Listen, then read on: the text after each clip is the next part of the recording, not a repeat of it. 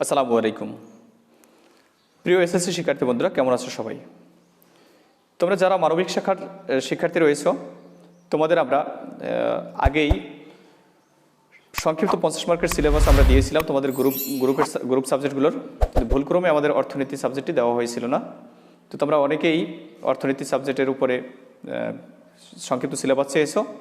তো আমরা আজকের সংক্ষিপ্ত সিলেবাস দিয়ে দিচ্ছি।